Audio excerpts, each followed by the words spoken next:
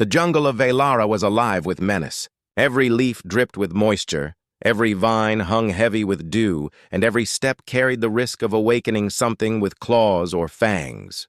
At night, the canopy turned into a black wall of sound. Shrill insects, distant roars, and the hiss of predators that thrived in the darkness. To most beings, this was a nightmare. To the Huntress, it was paradise. Shilara crouched on a thick branch, her body blending into the foliage. Her armor was a patchwork of flexible chitin and black alloy, designed to mask her scent and scatter the faint glimmer of starlight. She had been raised in jungles much like this, taught from childhood that every sound could be prey or predator. She learned not only to stalk, but to enjoy the slow draw of the hunt. And tonight, her prey was special. She whispered the name to herself like a ritual. Elias Vorn. Human male, soldier, survivor. He had escaped the wreckage of his ship when her fleet struck it from orbit, clawing his way to the surface in a smoking pod. Dozens of others had perished, but not him. The Koreshi believed humans carried a stubborn spark that made them hard to kill. That was why the Dominion chose them as targets for ritual hunts. To bring back a human skull was worth more than capturing 10 worlds. Zilara had been shadowing him for 6 days. She tracked him across riverbeds, through knife-leaf thickets, and over marshes that swallowed careless feet. He moved with surprising discipline, covering his trail, doubling back, laying crude snares. More than once, she found herself smiling beneath her fanged mask. He had the instincts of prey that refused to bow. It would make the final strike all the sweeter. She studied the faint prints in the mud below. His boots, lighter than yesterday, showing fatigue. His pulse pistol had limited charge, his rations surely running low. The jungle itself would bleed him dry if she let it. All she had to do was wait. "The human weakens," she murmured into her calm bead, her words laced with pride. "By the 8th night, his skull will be mine." But she did not realize she was being studied in return. Beneath her perch, hidden in the black earth and tangled roots, Elias crouched silently. Sweat streaked his dirt-caked face, and blood crusted along a cut at his brow, but his breathing was steady. He had been listening to her movements for hours, her faint shifts in the trees, the rasp of her armor against bark, even her voice when she thought no one heard.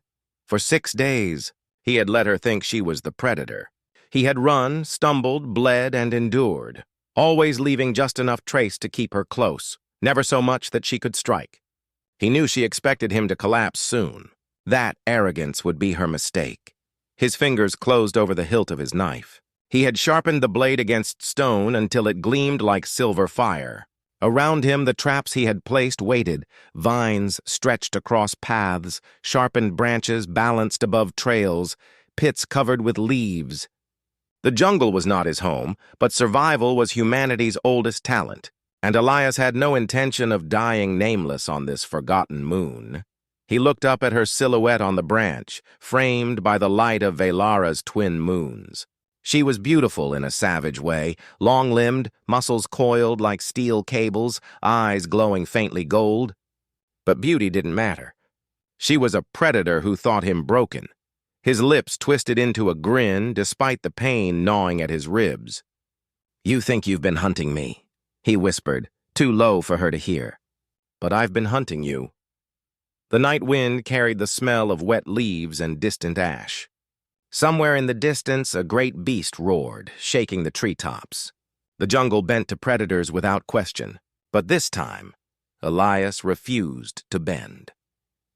High above, Zilara's claws tightened on her weapon. She thought she saw weakness in his trail, thought she could already taste his blood. Yet in the shadows, Elias's eyes gleamed, not with fear but with patience. The Huntress believed she was closing the trap. She had no idea the trap had already closed around her. The sun rose like a blade over Velara, cutting through the fog and painting the jungle in molten gold. Steam drifted off the swamps, insects swarmed in humming clouds, and every shadow twitched as though alive. In that choking heat, Elias kept moving. He didn't stop long enough to rest. If he did, she'd be on him, Every hour since crashing on this forsaken moon, he had fought a war against exhaustion. His body screamed for food, his wounds throbbed, and thirst burned in his throat. But the Huntress was always near. He could feel her eyes on him, hear the faint creak of branches above where no creature heavier than a bird should be. She was patient, unrelenting, certain that the jungle itself would finish him if she failed. Elias had no intention of letting either kill him. He relied on instincts honed through years of survival training. Deception, misdirection, patience. He tore strips of his uniform to wrap around branches, creating phantom trails. He smeared himself in mud thick enough to mask his scent from her scanners. He even doubled back on his own footprints, forcing her to question every trail she thought was true. The Huntress, however, was not easily fooled. Zilara moved like a shadow in the canopy, golden eyes watching from above. She felt irritation simmer as she realized this human was not collapsing into desperation as others had before. He was adapting, learning. Worse, he was turning the jungle itself into his weapon. That morning, she nearly died. Stepping across a shallow riverbed, she landed on what seemed to be solid earth. The ground collapsed, revealing sharpened stakes below. Only her reflexes saved her. She twisted, claws digging into the pit's wall, flipping to land on the opposite bank. Her armor hissed where splinters had gouged through. From the shadows, Elias' voice drifted across the water. "Thought you Karishi were supposed to be smart." Her lips pulled back over her fangs, a low growl rumbling in her chest. The human was not running blind. He was taunting her, laying traps as if the predator and prey roles had shifted. She licked the blood seeping down her arm from a shallow cut and tasted both fury and something unfamiliar. Respect. Later that day, the roles reversed completely. At a narrow crossing where vines hung thick over the river, Elias sprang from the foliage. He was a blur of mud and muscle, hurling himself with a sharpened spear in hand. The attack was sudden, violent, and perfectly timed. He had waited until she was vulnerable, knee-deep in the water, her footing unstable. The clash was savage. His spear struck her side, splintering against her armor. She retaliated with a slash that tore his shoulder open. The water churned crimson as they grappled, his knife flashing, her claws tearing through the surface in arcs of silver. She was stronger, faster, her species bred for killing. But he was relentless. Even as blood poured from his arm, Elias drove forward, refusing to yield. He jammed his knee into her ribs, slashed across her thigh, forced her under the water. For a heartbeat, Zilara felt panic as her lungs screamed. Then she surged up, roaring, hurling him back with the force of a beast twice his size. Gasping, she scrambled up the bank, bleeding and furious. The human had nearly ended her life. From the opposite bank, Elias spat out river water and raised his knife in silent defiance. His body trembled with exhaustion, yet his eyes blazed with a fire that unsettled her. Predators understood fear. And for the first time in years, Zilara felt its sting. She retreated into the trees, every breath sharp with pain. He was not prey, not in the way she had been taught. Humans were meant to break after days of starvation and fear. But this one? He grew sharper with every moment, more dangerous with every wound. The jungle hunt had turned into a war. Every vine, every shadow, every inch of soil became contested ground. Each night she stalked with greater care, wary of snares hidden in the leaves. Each day he moved quieter, his traps more cunning. The line between hunter and hunted blurred until neither could claim certainty. By the sixth night, the jungle itself seemed to hold its breath. The insects were quieter, the beasts farther away, as though the land knew two killers moved within it. And in her heart, Zilara faced a truth she hated to admit. This human was no animal running for his life. He was a rival, and if she slipped again, he would kill her. The jungle was only the surface. Above Velara's choking canopy, entire fleets were on the move. Invisible to Elias and Zilara as they clashed in mud and blood, armadas shifted like storms across the stars. The Karishi Dominion, brutal and efficient, was closing its grip on the human frontier. The Dominion war machine was vast. Razor-shaped cruisers built for speed and shock, carriers that could unleash waves of hunter-killers, and capital ships armed with gravity torpedoes capable of folding cities into rubble. Their goal wasn't simply to conquer planets. It was to break wills, erase resistance before it grew. Humanity, scattered across fragile colonies, was a perfect target. Elias had been part of the defense effort. His ship, the Vanguard's Spear, had been running supplies to Orion's Reach, one of the last human strongholds on the edge of Dominion space. They never made it. Koreshi ambush ships tore the convoy apart in minutes, their plasma lances carving through steel like bone. Elias only survived because his escape pod was flung into the atmosphere of Velara. Everyone else, friends, comrades, his entire crew, was dead. That loss burned hotter than the wounds on his body. He wasn't simply fighting for his own survival anymore. If he died here, his knowledge of the fleet's position died with him, and Earth's colonies would never see the Dominion coming. For days he had been scavenging his escape pod, piecing together tools from scraps. The transmitter was crude, its range weak, but with the pod's power cell, he thought he might punch a signal into orbit. He rigged sensors out of twisted wiring, fashioned explosives from the broken thrusters, and buried them across likely approach routes. It wasn't enough to win a war, but it might be enough to scream a warning into the void. The Huntress was his obstacle. Zilara haunted every move he made like the jungle's shadow given flesh. Sometimes he heard her voice when she thought he couldn't. She was reporting to her fleet, promising them his death. His skull, mounted as a trophy, would be her proof. But her behavior had changed since the river fight. She no longer attacked recklessly. She slowed down, studied him. At night, Elias swore he could feel her gaze not just tracking, but measuring, like a predator realizing the prey had teeth. While Elias fought to send a warning, the war outside Velara's skies raged on.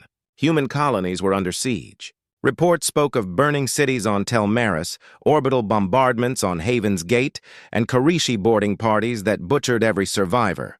Humanity was fighting back, but their ships were outdated, their fleets scattered. Only one chance remained, buying time.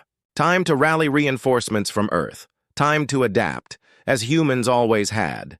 And down here in this sweltering jungle, that battle was mirrored in miniature. Elias against Zilara. One human against one of the Dominion's deadliest hunters. One night, while tuning the transmitter by a dying campfire, Elias caught fragments of Dominion chatter. His makeshift device had intercepted Koreshi fleet transmissions. Static hissed, then words slithered through, phrases about mobilization, Orion's Reach, final assault. His stomach knotted. The Dominion was preparing to strike the colony within days. If his signal didn't get out soon, millions would die. He stared at the fire, listening to the jungle whisper around him. He knew she was out there, perched somewhere unseen, watching, waiting. "You don't even understand what's at stake, do you?" he muttered to the darkness. "It's not just me you're after. If I don't warn them, your kind wins the whole damn war." From the trees, a voice purred back, low and mocking. "A human struggle ends the same, whether for himself or for his species. Dead in the dirt." But the edge in her tone betrayed something Elias had noticed in her since their last fight. Hesitation. She should have already finished him. Instead, she lingered. The truth unsettled them both. Elias could not afford to dwell on it. He had hours, maybe less, before the Dominion began their final push. He reinforced the pod's transmitter, rerouted energy from the emergency beacon, and prepared for the one chance he would have. If it failed, humanity's blood would soak the stars. In the canopy above, Zilara crouched in silence, golden eyes fixed on the man laboring over crude wires and flickering lights. Her orders were clear. Kill him, bring proof, return in triumph. But something twisted inside her chest as she watched him fight through exhaustion, his jaw clenched, his hands steady even as they bled. He wasn't prey. Prey fled and collapsed. Prey whimpered before the end.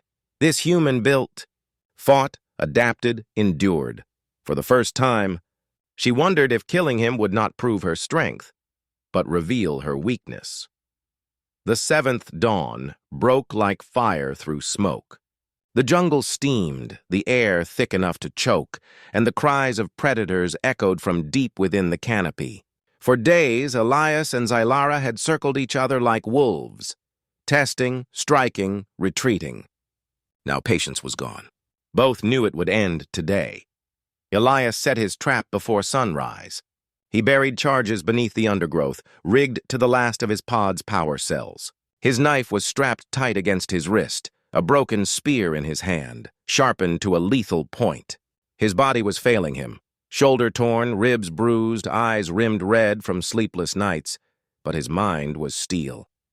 He had survived 7 days of her pursuit. He would not break now. The Huntress descended with the fury of a storm.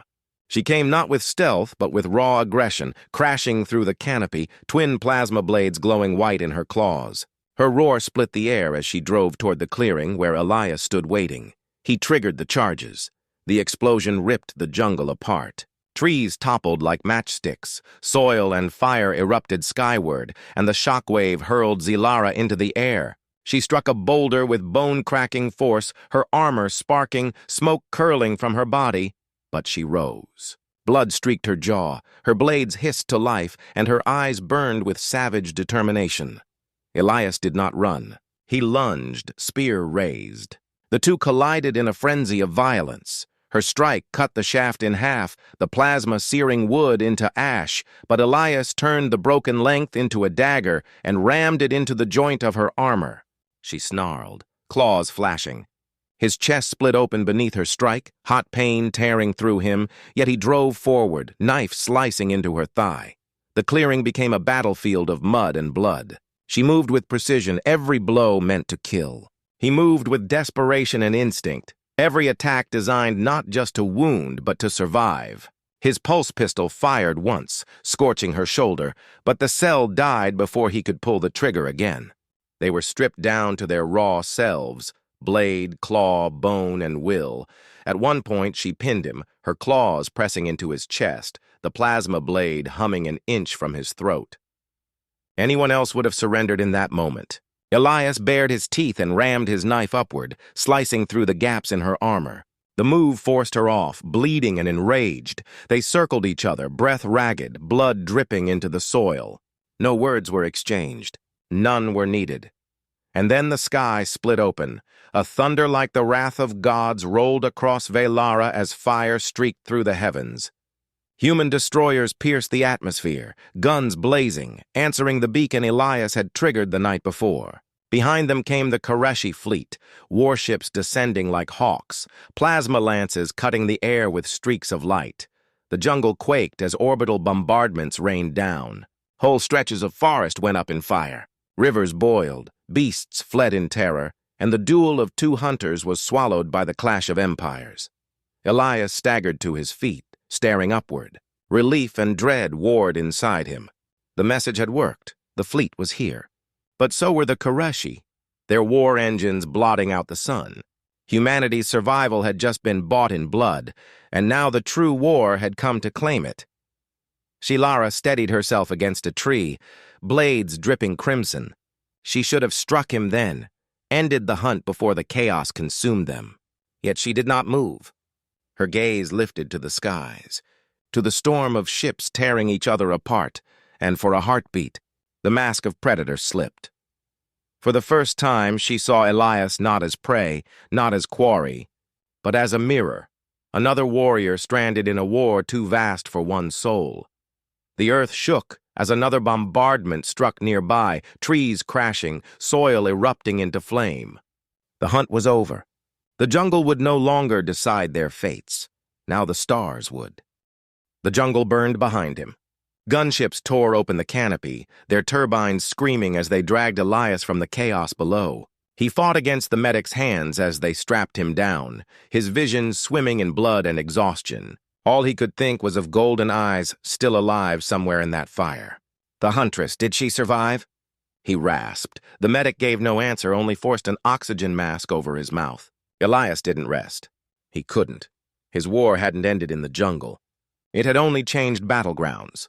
Above Velara, the void was hell itself. Human destroyers and frigates swarmed against Qurayshi cruisers, the night sky lit with streaks of plasma and missile trails. Entire ships went dark in seconds, swallowed by detonations that blossomed like dying stars. Debris fields spread like shrapnel, glittering against the backdrop of black space. The Dominion's ships moved with predatory grace. Their cruisers curved like blades, slashing through human formations with precision. Their boarding craft speared into the hulls of Earth's frigates, spilling hunters in packs that carved corridors clean. For every Qurayshi that fell, 3 humans followed. Elias was patched in the infirmary, bandages tight, stimulants shoved into his veins. His commander barked for him to stay grounded, to let the fleet fight. But Elias couldn't sit still. The war outside wasn't a distant strategy. It was his fight, the same as it had been in the jungle. If humanity faltered now, there would be no colonies left to defend. When no one was looking, he slipped from the medbay, hijacked a dropship, and launched into the chaos. The cockpit rattled as his stolen craft broke through the battle lines, weaving between firestorms and wreckage. Alarms screamed, but he forced the ship onward, his jaw clenched. He wasn't searching for safety. He was searching for her. He found her in fire. One of the Dominion's great cruisers had taken a killing blow. Its engines belched flame, its hull split down the spine, yet still it fought. And on its bridge, Zilara stood, armor shattered, one arm bleeding, her voice a roar as she ordered her crew to hold position. Even as death closed in, she refused to yield. Elias crashed his dropship against the hull, tore his way inside, and fought through corridors filled with smoke and dying Qurayshi. He could have let her burn with the rest of her ship. Instead, he pushed deeper, drawn not by hatred but by something far more complicated. The bridge doors blew open, and there she was. For a heartbeat, both froze. He was bloodied, bandaged, armed only with his knife and a stolen rifle. She was scorched, limping, her blade still glowing in her hand. Around them, her crew fell silent, watching the human who had survived every trap, every pursuit, and now stood in the heart of their warship. Shilara's lips pulled back in a twisted smile. "You should be ash human." "You've been trying for a week," Elias shot back, his voice raw but steady. "Guess I'm tougher than your trophies." Instead of striking, she laughed, short, sharp, edged with disbelief. No prey should have lived this long. No prey should have had the audacity to come to her. The ship groaned as explosions rippled down its spine. Bulkheads collapsed, fire vented into space. Crew members abandoned their posts, alarms howled. And still, the two locked eyes. They didn't see predator and prey anymore. They saw rivals, survivors, beasts carved from the same war. Elias raised his rifle.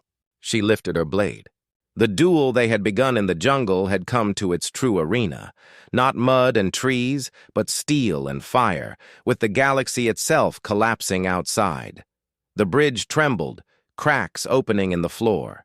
Sparks rained, flames licked the walls. The war outside screamed, ships colliding in burning silence. Yet all Elias felt was the weight of her presence, the knowledge that this fight would decide more than his life. It would decide if humans were to be crushed, or if they would carve their place into the stars. As the Qurayshi cruiser tore itself apart, he and Zilara lunged at the same time, their final clash beginning amid the inferno. The bridge was an inferno. Steel beams warped, control panels exploded in showers of sparks, and the void pressed in through widening cracks in the cruiser's hull. Amid the chaos, Elias and Zilara collided. Her blade sang through the air, cutting a line of fire across his shoulder. He dropped under the arc, slammed his rifle butt into her ribs, and forced her back. She staggered, then spun with predator speed, carving sparks off the floor where his head had been a moment before. Neither held back. There was no prey and hunter anymore, no soldier and invader, just two beings who refused to yield. Elias's every strike was fueled not only by rage but by survival, by the stubborn fire that had kept him alive through jungles, ambushes, and orbital firestorms. He fought dirty, headbutts, elbow jabs, kicks to her wounded leg. She fought with elegance honed by years of Dominion warcraft, every motion a lethal dance. The ship groaned beneath them. A rupture split the wall, sucking debris into the void. They shifted instinctively, circling toward the core of the bridge as the Karishi crew abandoned ship in desperate waves. For the first time, Elias saw something flash in her golden eyes. Hesitation. She could kill him, yes, but in killing him she risked her own end. He was no longer just a human soldier. He was a symbol. The thought seemed to strike her as deeply as her blade struck his arm. He gritted his teeth, blood slicking his grip, but he didn't let go. He drove forward, knife in hand now, slashing across her chest plate. Armor cracked. She retaliated with a vicious thrust, pinning his knife hand against the console. The blade came inches from his throat. Sparks lit their faces, both locked in a dead man's struggle. "Yield, human!" she snarled, voice raw. "Not in my blood!" he growled back, forcing her arm aside by sheer stubborn strength. An explosion tore through the deck below. The ship was dying fast. They had minutes, maybe less, before the cruiser folded into itself. The Dominion fleet outside began to break formation, retreating under the pounding of Earth's destroyers. The tide was shifting. Humanity, battered but unbroken, was pushing back. Shilara's comm crackled in her ear, orders to withdraw, to abandon ship. She ignored it. Her focus never left the human in front of her. Their duel reached its crescendo. Elias slammed her against the bulkhead, knife poised for her throat. She twisted, wrenching his arm until the blade clattered free. They grappled, fists striking like hammers, bodies colliding against consoles that sparked and died under the blows. At last, he managed to pin her, forearm against her neck, his knee driving her weapon arm down. She bared her fangs, breath hot against his face, but for the first time she wasn't smiling. She was studying him. The ship shuddered violently. A tearing sound ripped through the bridge as the starboard hull gave way. Cold, void air rushed in. Elias could kill her. Right there. End it. His hand went to his knife again. Yet as he stared into her eyes, he saw something unexpected. Respect. Recognition. The predator had seen prey rise and become equal, and in that heartbeat of choice, he did something no Dominion warrior would ever understand. He let her live. He shoved her aside, grabbed the emergency release, and forced open the last escape pod hatch. She looked at him stunned. "Go!" he barked, blood dripping down his face. "Tell your Dominion this. Humans don't bow. Not to hunters, not to empires. We fight." For the first time, she didn't argue. She stepped into the pod, her gaze never leaving his. Then, almost reluctantly, she gave him a warrior's nod, an acknowledgement that prey had become rival. The pod ejected into the void. Elias turned back to the burning bridge. His comm crackled with desperate voices from the fleet. He keyed in the last command, overriding the cruiser's failing reactor, locking it on a collision course with the heart of the Dominion formation. The dying ship became a weapon. As escape pods scattered, as Dominion ships scrambled, the Karishi cruiser ignited in a blinding supernova. The shockwave tore through the battle lines, breaking their charge, scattering their fleet. Humanity roared in triumph, seizing the chance to drive the hunters back into the dark. Elias didn't make it out. His last sight was fire blooming across the stars, his sacrifice forging victory. His last thought was simple. The jungle was never theirs. It was ours. Far away in her drifting pod, Zylara watched the explosion consume her ship. For the first time in her long career, she whispered not as a hunter, but as something closer to human. "You were never prey.